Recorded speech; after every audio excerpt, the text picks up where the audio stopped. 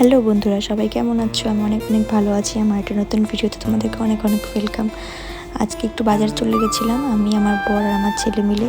আসলে কিছু জিনিস কেনার ছিল, সেই কারণে বরকে বললাম চলো, আজকেও ফাঁকা ছিল তাই বললাম চলো একটু বাজার থেকে ঘুরে আসি। তাই বাজারে চলে গেছিলাম তিনজন মিলে।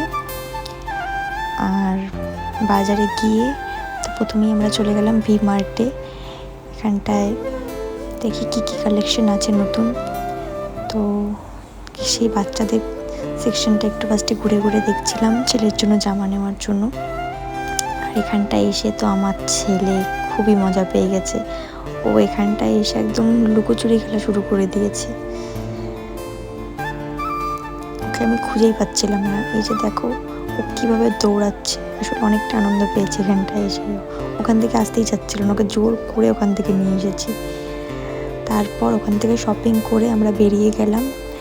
এবার একটা দোকানে যাব, ওখান থেকে কিছু জিনিস কিনবো।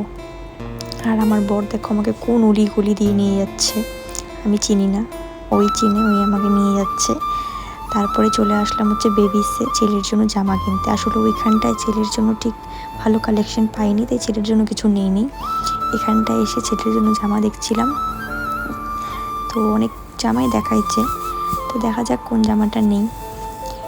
তো ওখান থেকে জামা পছন্দ করে নিয়ে তারপর আমরা চলে আসছিলাম জাদুকরায় রোল নিতে।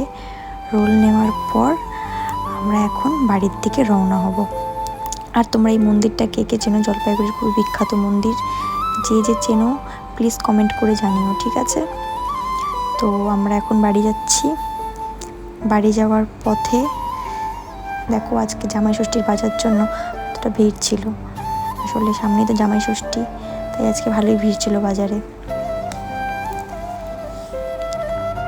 তো বাড়ি ফেরার আগে একটা মোমোর দোকানে চলে গেলাম, একটুখানি মোমো খেয়ে নিলাম। তো এখন আমি বাড়ি চলে যাচ্ছি।